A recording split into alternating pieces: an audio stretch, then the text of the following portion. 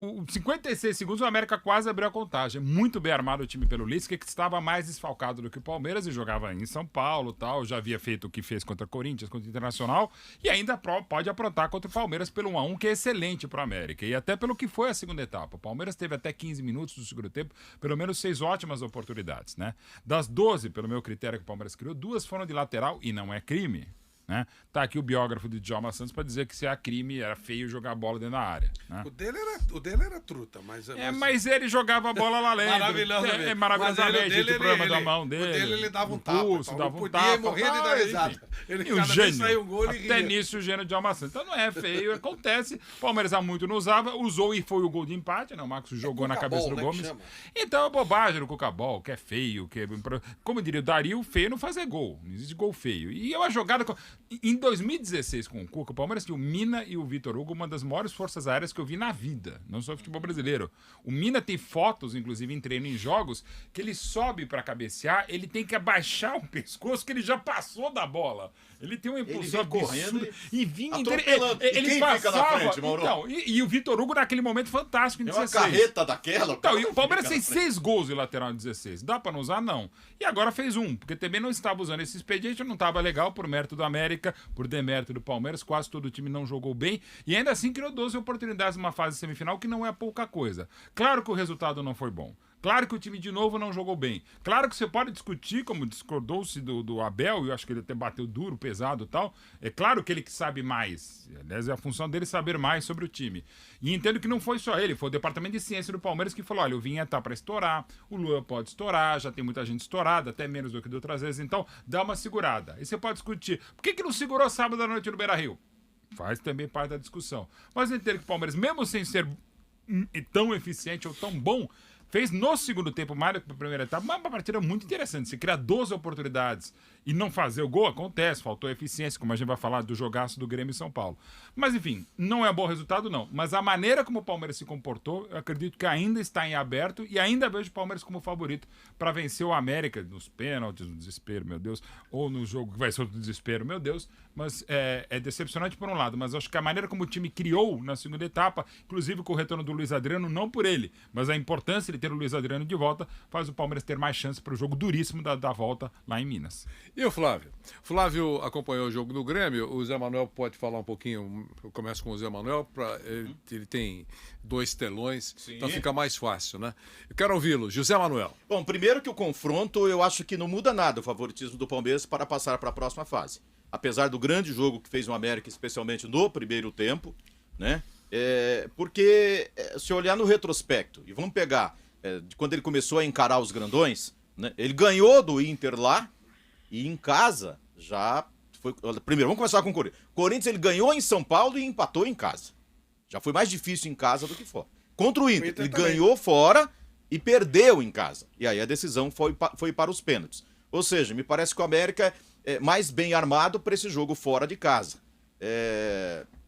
E jogando em casa, principalmente agora sem torcida, Palmeiras pode muito bem se impor, pode conquistar a vitória da mesma forma. Eu acho que essa questão de Palmeiras favorito contra o América diante do jogo, por causa do 1-1, na minha opinião, não muda.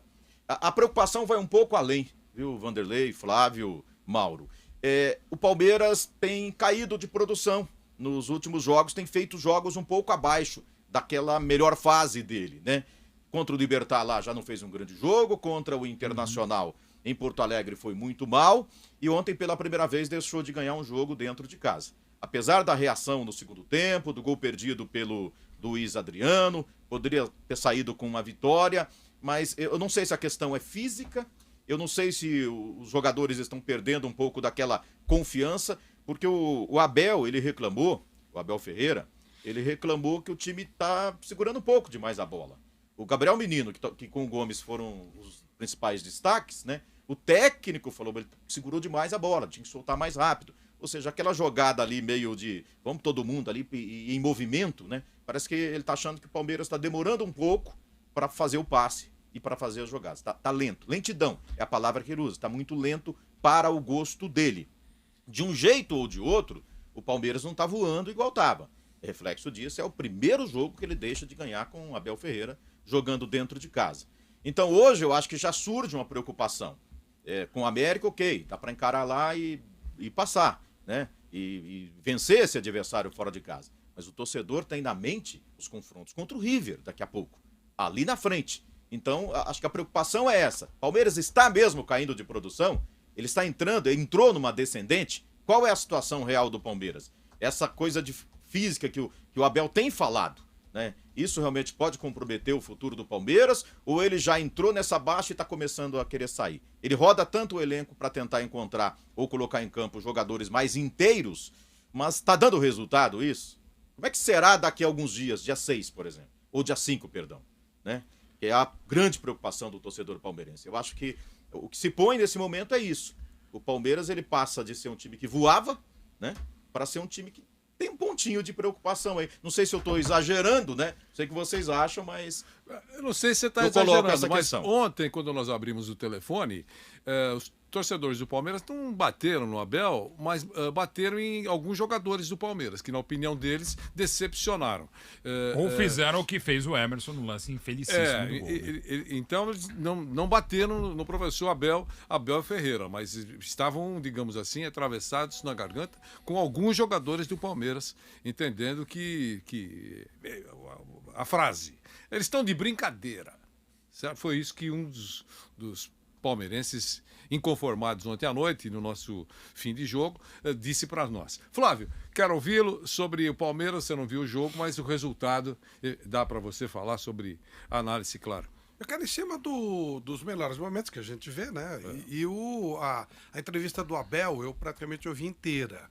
E eu não tenho o Abel preocupado, Vanderlei. É aquela quando o Mauro falou, né, que ele ficou bravo lá com uma pergunta meio básica. Uhum. E ele já tinha falado no jogo anterior sobre o número reduzido de atletas, que ele acha que o grupo não é do tamanho ideal e tal.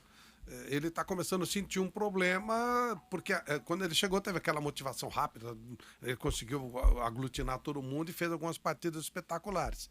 Talvez ali não fosse exatamente o patamar normal. Talvez ele tenha que... o Palmeiras consolidado do Abel seja um pouquinho menos do que foi quando ele chegou e um pouquinho mais do que foi ontem, né? Pelo que eu vi ontem, não. E o Mauro falou, que fez o jogo, o Zé também, 1-1 não dá para contestar. Poderia ter um golzinho ali, um golzinho lá, mas primeiro tempo melhor o América, segundo tempo melhor o Palmeiras, ok. E não é normal, né? Se o Palmeiras ele joga de igual para igual com o América... ele tem o Palmeiras precisa mais que isso. Uhum. Eu acho assim, vai ter nós estamos agora vivendo o período de estabilização do Palmeiras. Aí nós vamos sentir que Palmeiras é esse. O agravante é o que o Zé falou, tem o River. O Palmeiras lá no alto já não dá, é muito difícil encarar o River. Muito difícil, quase impossível. O River é disparadamente o melhor time da América. Desde o ano passado, nos últimos 3-4 anos. Na década, né? Alguém vai dizer, o Flamengo ganhou. Acidentes acontecem. Foi uma vitória acidental do Flamengo. Uma vitória acidental. O River jogou 85% melhor e o Flamengo, em 2, 3 minutos, resolveu o jogo.